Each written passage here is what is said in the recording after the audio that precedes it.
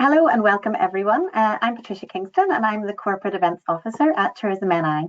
It's my pleasure to welcome you along today for the second session in our new Lunch and Learn webinar series. We've created this series specially to help ensure all of our tourism and hospitality industry partners are aware of the useful resources, toolkits and supports that are available to you. So thank you so much for joining us for today's session. And today we're going to be looking at the content pool and how to get the most out of this really useful free resource. I'm delighted to be joined today by our Digital Content Management Executive, Lynette Conlon. Lynette lives and breathes the content pool, so has an absolute wealth of knowledge to share with us today over the next half hour or so. If you have any questions at all for Lynette during today's session, just pop them in the question box in your control panel at any time throughout the presentation, and we'll pick up as many of those as possible at the end. And for anyone joining us live today, thanks for sharing your lunch break with us, and I really hope you've got something tasty beside you to enjoy during the presentation. So it's my great pleasure now to introduce Lynette Conlon. Over to you, Lynette. Good afternoon, everyone, and welcome to today's second Lunch and Learn webinar series with Tourism Northern Ireland. And today we're going to take a dive into the award-winning Northern Ireland's content pool. And I'm your host for today, and we'll give you an overview of the content pool and how you can access it. What will you learn today? We'll give you an overview of the marketing platform and the tri-agency collaboration, along with speaking about some of the benefits and features and how you can enhance your marketing content, along with some information around user responsibility, third-party sharing, GDPR and copyright, and how to keep you right on all of those topics. We will also provide you with a quick demonstration and some tips on how to commission your own content. A content pool overview. So what is a content pool? Well, really, it's just an online repository that facilitates the free promotion of marketing content assets to yourselves and the wider tourism industry to enhance your marketing content. And the type of media assets that we would have housed in the content pool are such things like video, photography, broad guidelines, brochures, and branding. And the below is a simple visual of the different types of marketing assets that you can gain access to. So we have a plethora of digital assets ranging from immersive experiences to experiences that promote accessibility and inclusivity, as well as locally sourced produce, products, and branded experiences.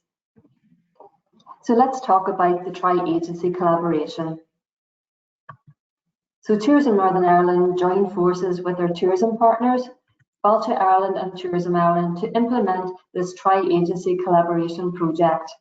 And what does this mean for you? Well, this means that you get access to a much wider range of top quality marketing content assets in real time as they are shared. And in addition to that, this successful collaboration, we have actually been the recipients of a prestigious award in this sector. We have won an award for the media asset management in 2022. And this is really a recognition and testament to how we collaborate together and ensure that our marketing assets become accessible to you in the wider tourism industry. And if you want to find out more about the award, there's information on tni.com. So let's talk about the benefits to you in terms of using this digital asset management platform. So I'd like to focus in on this phrase, the one single source of truth or the golden record. And what that means for you is that you will gain access to the one true version of that asset. So it doesn't matter how many times an asset is shared, it will always stay true to its original author. So no matter how many edits and versions we receive of an asset, you will always receive the most up-to-date asset within our digital asset management platform. And what this means is it ensures market alignment and consistent brand messaging. So by ensuring all of those assets are placed in one central repository, it also ensures that we are GDPR compliant. And if you share your assets with us, we also ensure that as well in terms of track and traceability. So we track and trace to the original author and its original usages. And all of this means that we can work hard in the background to add keywords and metadata information to ensure that the assets are findable. And because we do all of this, it means that we can reduce costs in commissioning new shoots. There is so many different opportunities for you and our tri-agency to share assets with each other. And that means we are reducing our carbon footprint and ensuring that we are repurposing that content and preserving the legacy of those assets. So let's talk about the current features and some of the new features that we have implemented. So as I spoke before, we do a lot of hard work in the background ensuring your assets and our assets are findable, ensuring that usage information is displayed by ensuring that we are GDPR compliant. There are a range of downloadable formats for you to download. And we have a featured area which I will demonstrate in a little while. We can also ensure that video streaming is available. And in terms of the new features, we have implemented a new improved contact form, which can be found on tni.com and on the content pool, which I will demonstrate. So this is really a very simple form if you want to make an inquiry with us. And you can specify what type of inquiry and it will be responded to.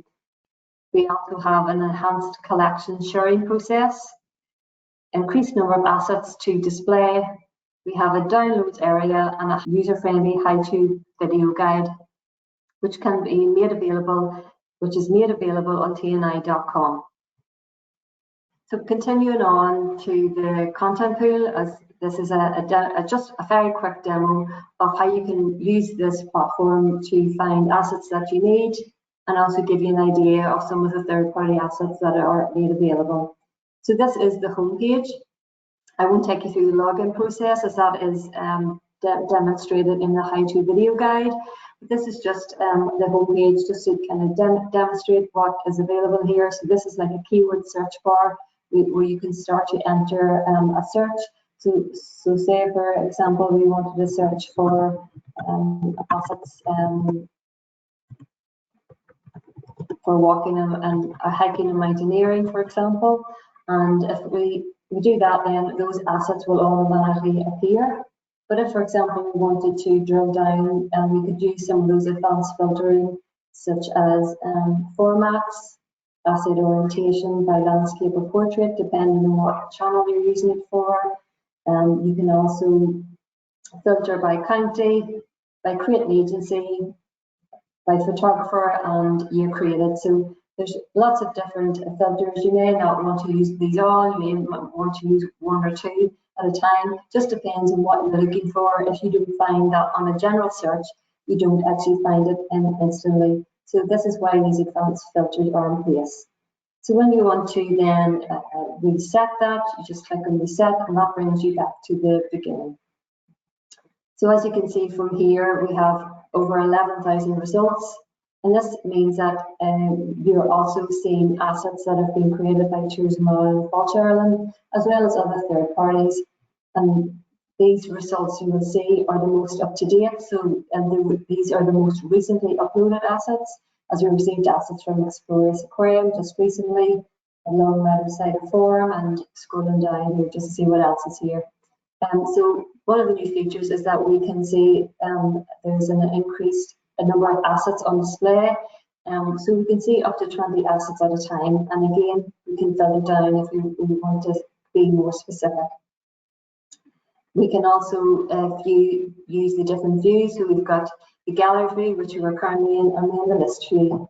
So the list view is really just gives you a little bit of extra information. You can see here both in the list view and the gallery view that you can download an asset directly using the download arrow, or you can add it to your collection. And as I pointed out before in our last slide, we do have a new downloads area. So if you want to specify a number of assets that you want to download specifically, you can add this into your downloads area by just clicking on the checkbox here. And then once you go into your downloads area, you can just download those specific assets. And I just want to then talk about or show you our featured collection area. So our featured collections area is a set of folders, if you like, of assets that we have created in a little folder for you that we think that you may want to know about. It could be major events, it could be recent experiences that we have created, and so on. So this is just give you an idea of the types of assets that we can feature. Okay. So we go down to media assets, and so back into the home page, and we want to go into collections area to see what collections you have created. There is no limit on the amount of collections that you can create, and you can also share collections with others. I'm not going to demonstrate this on this demo for personal data processing purposes, but I will talk about it in our next slide. And just go scrolling down onto the bottom, we can see that there is a link to the contact us form. So if we click on here, this just takes you right back to tni.com, where you can look at the contact us form. You can fill it in. It's quite simple. You can specify the type of inquiry, so whether it's a content pool inquiry or an asset sharing request, or if you're an independent photographer and you want to make an inquiry. So there's lots of different ways there that you can use to contact us, and put in information and submit the contact form, and then I will receive a notification, and then I will respond to your request. Okay. And then you can also see we've got the terms and conditions and the privacy policy, which I'd like to show you just how you can ensure that you are using the asset correctly and appropriately in terms of the usage information display. So if I click into an asset here, and you will be able to see the different types of formats you can use to download an asset, but also what's important here is a more information area. And this information, which I'll touch on in the next few slides, is where you can, we're ensuring that we are GDPR copyright. We can see who owns the asset, who owns the copyright, what credit line should be applied, and when the asset expires. And this is all bits of information which is really important for you as a third party sharer, but also as an end user. Moving or continuing on from the demo where we spoke about usage information, I want to touch on what your responsibilities are as an end user. So when you register for an account with the content pool, you will be asked to sign up and adhere to the terms and conditions. And while the terms and conditions, there are a lot of information in there, I'd just like to highlight a few points which are relevant to you all. So firstly, applying a credit line. So I alluded to that before in the demo. So it is important that you as an end user do apply a credit line, depending on what channels you're using the asset on. If you have enough real estate to apply that credit line, and if you have any issues with that, please do use your contact form in regards to how the credit line should be applied. But all that information should be in the usage information box, as well as the expiry date. So it's your responsibility as an end user to review expiry dates on an annual basis, because any asset, whether it's regarding personal data processing or licensing, may be taken down at any time, and it is your responsibility to ensure that you're using an asset that is still valid. Non-commercial usage. So as a non-profit organisation, it is our job to ensure that our assets are not used for any commercial gain. So whilst everyone here today is here for a reason, we want to promote Northern Ireland in a positive light. We want to promote, use our assets to promote tourism in Northern Ireland and get our visitors over to enjoy all of our experiences. We don't want to have those assets used in a commercial way. So, and that means by directly gaining profit from those assets. But if you have any specific inquiries about non-commercial usage, again, please do use your contact form. And again, we don't allow any of our assets to be altered in any way. So what that means is you can for example, add text and graphics and put your own stamp on an image or use parts of a video, but the original look and feel of the asset cannot be altered. And finally, make sure you use your assets appropriately. So we're all here because we want to promote our assets, promote our products and our destinations in a positive light. There has been some situations where this has not occurred. It's just to be mindful of that.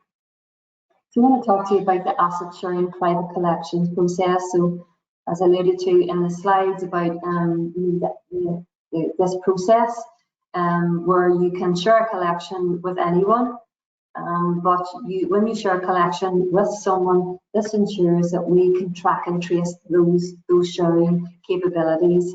So if you're sharing an asset with anyone, you just enter their email address, and then you'll be able to identify who you've shared assets with, and vice versa. But this means that that person cannot access the content unless they register an account for themselves. And that, again, that just comes back to track and trace. So third-party sharing. So third-party sharing is really about you and your assets and how you can really utilize our platform to market your product and market your area and really reach a much wider range of audiences than if you were to do it just in your own working environment, because we can reach much wider audiences through tri-agency sharing. So let's talk about the third-party sharing process. So if you have assets that you want to share with us, you can engage with us via our contact form, or for those of you that know me directly, you can email, but I would advise you in the first instance to use our contact form. And what will happen after that is we will then engage with you in terms of the required deliverables. We will ask you to complete what's called a third-party asset sharing agreement, and we will be able to engage and communicate on what that means. And then we will receive the assets. This will be done all online. So whether this is through email, links, or whatever is more feasible for you, then this will go through an approvals, uploads process, and the assets will be published to the content pool.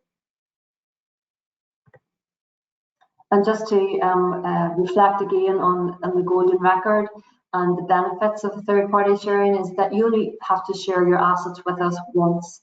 And when those assets are shared and they're put into our centralized platform, we are maintaining that golden record. So we are really tracking and tracing for you. None of your information will disappear. It will all be kept within the asset. And this is really useful, especially for GDPR regulations. Okay, so now for the exciting part, GDPR and content management and copyright. So today I'm not going to give you a full tutorial on what that means, but just highlight some elements of GDPR and copyright on what's important and relevant to you when you're sharing assets with us. So GDPR sets out the key principles, rights and obligations for the processing of personal data. And really in simple terms, it's by protecting the rights of protecting the personal rights of data. And how this is relevant to you is that when you're sharing those assets with us, you want to make sure that those people that are featured and that their data is protected. So if you were commissioned in the shoot, whether it's with friends or family, or you're going one step further and using a creative agency to do that, you must make sure that consent must be written. Verbal consent is not enough. A model must sign and complete a form, or an agency must give you a copy of the contract. Now, in addition to that, if you're perhaps a larger organisation, like a public sector who's perhaps arranging a large-scale event, now in this instance, this is where a public disclaimer can be put in display so that the people at the event will be aware that they are going to be photographed. So copyright can get complicated, but we're just going to keep it simple today. So it's a legal right that protects the use of the created work. So if you've created a piece of work, you automatically will gain that copyright.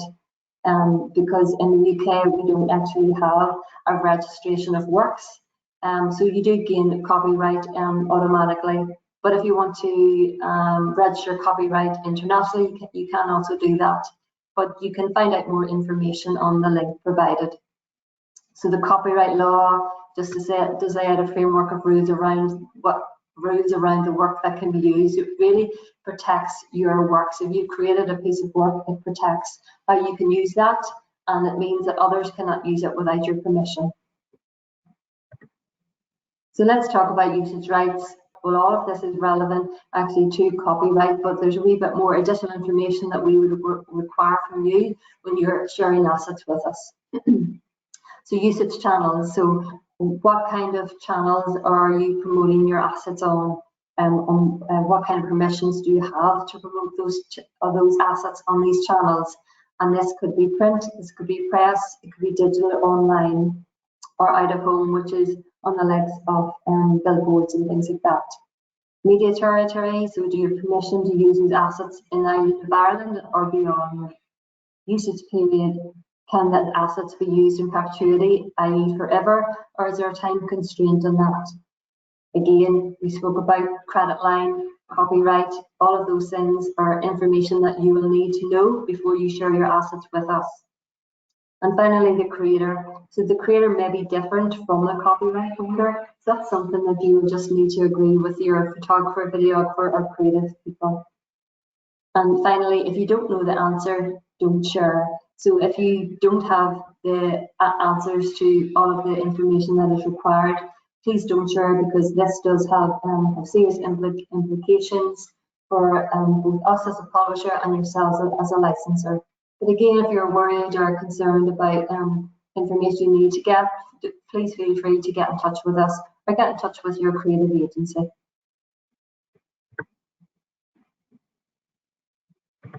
So finally, we're just going to talk a wee bit around content commissioning. So this is not a tutorial on how to create your own content, but just a few items to consider when you're planning your content. So pre-planning and post-processing. So depending if you're a business just starting out, you're a public sector organisation, the pre-planning may differentiate. So you will need to identify your budget, whether you have an allocated budget or you have your own personal budget for this piece of content. You will engage with suppliers, and this may be a couple of different suppliers, and then you'll want to appoint that person to do your content. And then also things to consider about all the legalities around all of that, agree logistics, draw up a formal contract, and draw up a briefing, and make sure that you have full creative direction on that. And so when you have commissioned that content, in terms of post-processing, some of the things we've already mentioned, you want to make sure that you have agreed what the terms of usage will be, so that you know when you're sharing those assets. Make sure whose responsibility it is to complete non-release forms, location permissions, and agree timelines and approvals process and how you're going to receive those assets. And by careful pre-planning your content commissioning, really the end result is all positive, because there's more brand awareness of your product. You're getting your assets out there, you're sharing your assets, you're being accountable, you're creating your own content and you're owning it, and you're really enhancing all of your marketing content plans through all these visuals. And then through all of that, you're gaining a competitive advantage in terms of really increasing awareness of your product and your brand. And that's the end of the presentation. Thank you.